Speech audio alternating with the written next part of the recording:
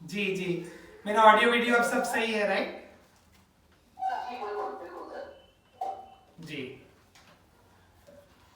अज्ञानतिमिरान्धस्य ज्ञानाञ्जनशलाकया चक्षुरुन्मीलितं येन तस्मै श्रीगुरवे नमः। आज विश्व दिव्यांगता दिवस 2021 के इस सुनहरे अवसर पर मैं सभी साथियों को उत्तराखंड में और जो देश के कोने कोने से जिन्होंने ज्वाइन किया है ऑनलाइन, उन सबको मैं भूपेंद्र त्रिपाठी हार्दिक शुभकामनाएं प्रेषित करता हूं। ये बहुत ही महत्वपूर्ण तिथि है हम सब दिव्यांगजनों और जो दिव्यांगता के क्षेत्र में कार्यरत हैं उनके लिए। तो आप सभी को मेरा बहुत सारा प्रणाम, शुभकामनाएं और अभिनंदन। सर्वप्रथम मैं धन्यवाद देना चाहूंगा श्री अनंत मेहरा जी का, निरुपमा जी का और उनकी पूरी टीम का, और यहाँ पे साथ ही साथ नमस्कार करता हूँ जो मुख्य अतिथि हैं श्रीमान रवि जी जो आईएएस अधिकारी हैं, जो मुख्य निर्वाचन अधिकारी हैं सौजन्या मैडम जी, और जो मेरे से पूर्व जो आए थे वक्ता मनीषा जी, काफी ओज भरा उन्होंने संबोधन किया। साथियों, मैं आज आपको एक कहानी सुनाना चाहता हूँ। ये भी एक दिव्यांगता से संघर्ष की कहानी है। तो एक समय एक बालक था जो पढ़ाई में बहुत तेज था और हर क्लास में एक के बाद एक वो पढ़ाई में क्लास में फर्स्ट, सेकंड, थर्ड ऐसे रैंक आती थी उसकी। जब 10th स्टैंडर्ड हुआ तो उसको साइंस में से 100 में से 100 आए। जब 12वीं कक्षा आई तो उसने पूरा सीबीएसई बोर्ड में टॉप किया। बाद में इंजीनियरिंग में भी उसको अच्छे मेरिट पोजीशंस हर एक सेमेस्टर में मिले और अंततः उसको Dhirubhai Ambani merit based scholarship यानी कि छात्रवृत्ति से नवाजा गया और बाद में उसको टाटा कंसल्टेंसी सर्विस यानी कि टीसीएस में, जो आईटी क्षेत्र की निजी कंपनियों में से टॉप कंपनी है, वहां पे वो उन्होंने अपना करियर आरंभ किया और 8 वर्षों के उनके उस करियर में उनको उनके एम्प्लॉयर द्वारा कई सारे अवार्डों से, पुरस्कारों से अलंकृत किया गया उनकी परफॉर्मेंस को लेके। अब वो युवा हो गए थे, अब वो बालक नहीं रहे थे, पर अचानक से उनके जीवन में एक भूचाल सा आ गया। एक रात्रि को वो वॉशरूम से बाहर आ रहे थे और वो गिर पड़े। बाद में जब न्यूरोसर्जन्स ने एमआरआई स्कैन में देखा कि उनकी पूरी जो रीढ़ की हड्डी है वहां पे गांठें हैं, ट्यूमर्स हैं और बायोप्सी से पता चला कि ये लास्ट स्टेज कैंसर है। डॉक्टरों ने उनको केवल मात्र 6 से 7 हफ्ते का ही जीवन शेष बताया और बताया कि ये टर्मिनल केस है, इसका कोई इलाज संभव नहीं है। परंतु उन्होंने हार नहीं मानी और अपने सामने खड़ी हुई इस मृत्यु तुल्य चुनौती यानी कि लास्ट स्टेज कैंसर और जो उनको पैरालिसिस हो गया था, इन दोनों के साथ वो लड़ते रहे। उन्होंने ये प्रण लिया कि वो अंतिम सांस तक मुस्कुराते हुए लड़ेंगे और 13 महीनों के सतत संघर्ष और युद्ध के बाद एक दिन ऐसा भी आया जब 2013 में उस युवा ने कैंसर को पूरी तरीके से परास्त कर लिया।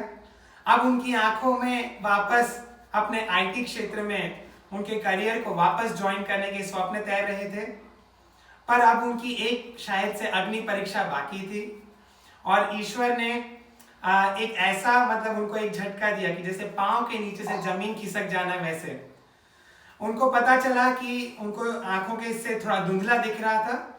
तो उन्होंने जब आई चेकअप के लिए हो गए तो आई डॉक्टर्स ने बताया कि अब उनकी आंखों की जो नस है वो उसको साइड इफेक्ट कीमोथेरेपी और रेडिएशन के कारण वो सूख गई है और इसका कोई इलाज नहीं है और मात्र 2-3 महीनों में वो अपने आंखों की दृष्टि पूरी तरीके से गंवाने वाले हैं। ये उनके लिए एक्सेप्ट कर पाना, स्वीकार करना बहुत मुश्किल था। लास्ट स्टेज कैंसर को उन्होंने हराया था, पर अब वो दिव्यांग बनने वाले थे और इस दिव्यांगता को स्वीकार करना आज तक उन्होंने सिर्फ सुना था, पर आज जब उनके जीवन में खुद वो अनुभव होने वाला था तो ये आसान नहीं था और एक तरीके से वो अंदर से पूरे हिल गए थे, उनके परिवार भी पूरे स्तब्ध रह गए थे।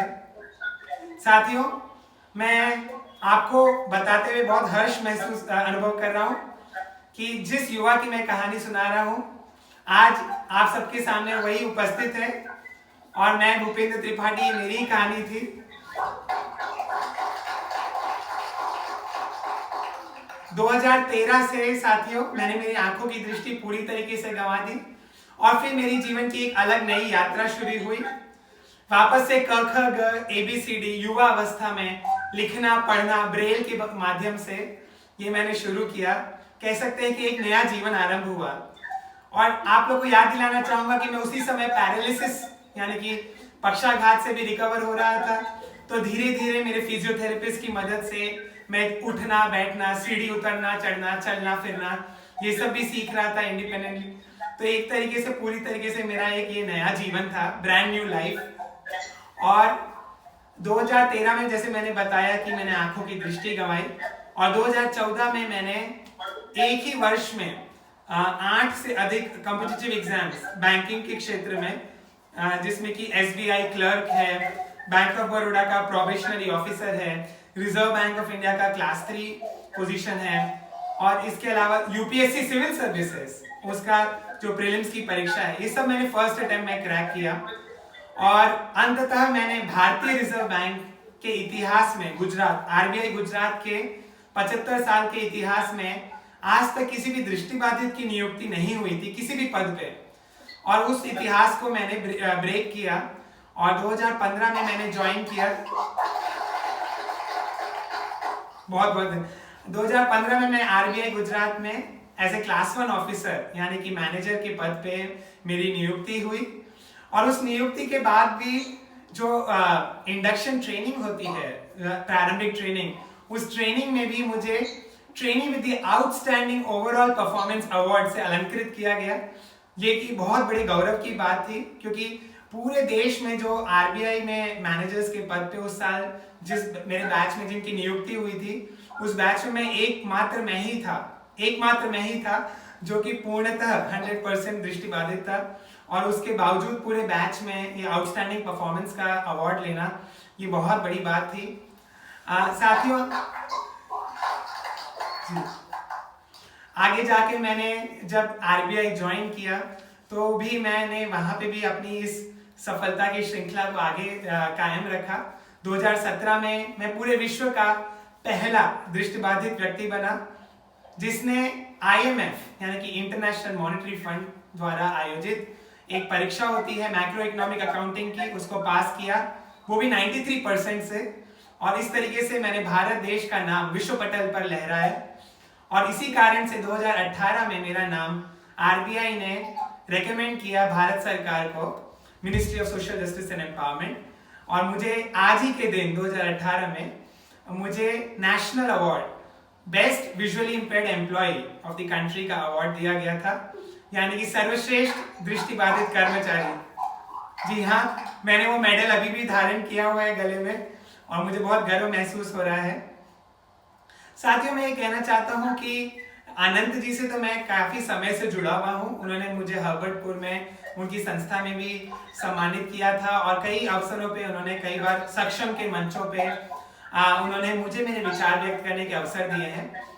आज मैंने जो हमें जो दिया है जो विषय, उसके संबंध में भी मैं 2-3 बातें कहना चाहता हूँ कि इलेक्शन कमीशन ऑफ इंडिया जो ECI है वो अभी चेयर माने उसको अध्यक्षता दी गई है association of world election bodies माने कि AWEB, जो कि अगले वर्ष 2022 तक ये अध्यक्षता है ECI की। और इसी संबंध में हम लोग ये ECI जो हमारा इलेक्शन कमीशन है वो कई सारे इंटरनेशनल वेबिनार्स और सिंपोजियम्स कॉन्फ्रेंसेस कंडक्ट कर रहा है कि किस तरीके से हमारा जो इलेक्शन प्रोसेस है वो बेस्ट प्रैक्टिसेस बाकी देशों से भी हम सीख सकें और विचारों का आदान प्रदान हो बेस्ट प्रैक्टिसेस का, और ये इंक्लूसिव हो इलेक्शन प्रोसेस। मैं जब डेटा देख रहा था साथियों तो मैंने पाया कि बहुत कम लोग हैं जिन्होंने आज तक दिव्यांग होने के बावजूद किसी भी निर्वाचन को में भागीदारी तो ली है, मतलब एज ए कैंडिडेट और उम्मीदवार की जैसे, और वो सफल भी हुए हैं, इलेक्शन जीत के वो पार्लियामेंट में माने देश की संसद में गए हैं। तो जो मुझे आंकड़े के हिसाब से मैंने देखा कि जो पहले ऐसे पार्लियामेंटेरियन थे, मेंबर ऑफ पार्लियामेंट थे, MP थे, उनका नाम था श्री यमुना प्रसाद शास्त्री जी, जो कि 1977 में पहली बार वो एमपी बन के हमारे संसद में गए थे। मध्य प्रदेश की रीवा सीट से वो इलेक्शन जीते थे। बाद में पुनः उनको दोबारा एमपी में गए। वो पूरी तरह से दृष्टिबाधित ब्लाइंड थे। और दूसरी बात उन्हीं का दोबारा, यमुना प्रसाद जी का दोबारा इलेक्शन में वो जीते थे 1989 में। इसके अलावा साथियों मैं देखता हूं कि एक महिला है हमारे गुजरात की ही, उनका नाम है श्रीमती सुधा पटेल, जो कि भारत की प्रथम दृष्टिबाधित, पूर्णतः दृष्टिबाधित वो और सबसे यंगेस्ट महिला सरपंच बनी थी। और वो आनंद के गांव में वो इस तरीके से वो सरपंच बन के इलेक्शन में जीती थी निर्वाचन में। तो उनको भी कई सारे राष्ट्रीय अंतर्राष्ट्रीय पुरस्कारों से सम्मानित किया गया है। मुझे उनके बारे में जानकारी अभी हाल ही में मिली, पर मैं चाहता था कि अगली बार उनको भी अवश्य मंच में दिया जाए डॉक्टर आनंद मेहरा द्वारा। मैं उनसे जरूर संपर्क स्थापित करूंगा क्योंकि वो हमारे गुजरात की ही हैं। और इस तरीके से आप लोगों को, श्रोतागणों को, उनका भी वक्तव्य सुनने को मिलेगा, उनके अनुभव ज्यादा, क्योंकि वो ग्रास रूट से उन्होंने कैसे निर्वाचन जीता, वो भी 1995 में, 1995 में उन्होंने जीता था। तो उनकी कहानी भी बहुत ही दिलचस्प होगी और प्रेरणादायक होगी। इसके अलावा साथियों 2020 में, माने कि पिछले ही वर्ष पैंडेमिक के समय, पहली बार कोई मूक बधिर व्यक्ति पहली बार सरपंच बने थे हमारे देश के। वो प्रथम बने थे। उनका नाम, वो मध्य प्रदेश के एक ट्राइबल गांव के सरपंच बने हैं और उनका नाम श्री लालू है। और इसके पहले 2018 में रीवा के ही एक मूक बधिर, माने डेफ एंड म्यूट, एक हमारे कैंडिडेट थे। उनका नाम श्री सुदीप शुक्ला था। और श्री सुदीप शुक्ला जी ने एक सॉफ्टवेयर इंजीनियर थे, पर वो मूक बधिर थे। उन्होंने अपनी आईटी क्षेत्र की जॉब छोड़ के उन्होंने ये निश्चय किया कि वो और वो पहले इस तरीके से एमएलए के कैंडिडेट बनने के इलेक्शन में वो खड़े हुए थे और वो भी इंडिपेंडेंट कैंडिडेट थे। तो इस तरीके से मध्य प्रदेश को एक तरीके से देखा जाए कि वो अग्रणी है, ना केवल मतदान इंक्लूसिव के क्षेत्र में, बाकी वहाँ के जो कैंडिडेट्स हैं वो भी दिव्यांग, जैसे मैंने बताया डेफ एंड म्यूट या तो दृष्टिबाधित, वो कई बार मध्य प्रदेश ने बाजी मार ली है।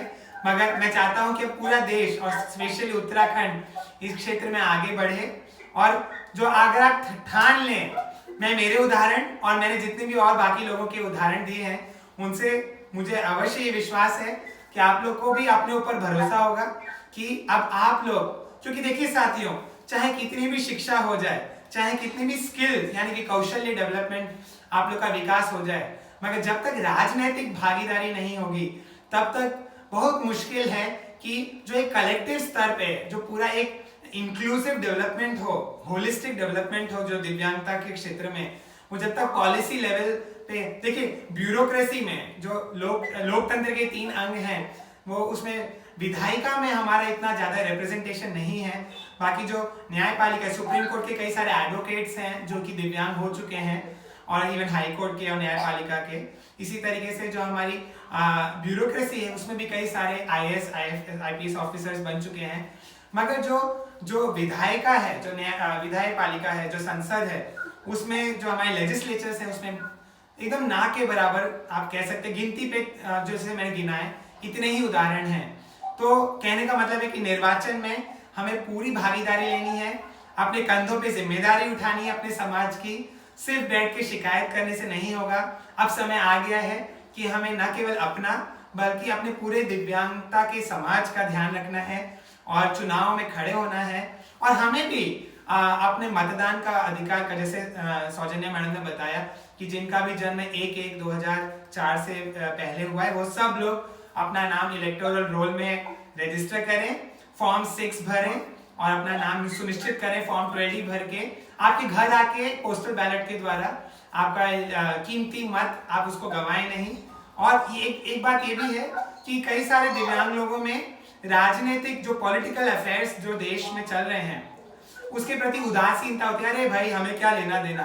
तो कृपया ये एटीट्यूड ना रखें और देश में जो चल रहा है घटनाएं उसके प्रति सजग रहें, अवेयर रहें, जागरूक रहें और अपना कीमती मत किसी भी राजनीतिक पार्टी के प्रलोभन में आके या अपने किसी जाति धर्म के हिसाब से ना दें, बल्कि सोच समझ के जो देश के लिए, जो दिव्यांग समाज के लिए और जो आपके राज्य के लिए उपयुक्त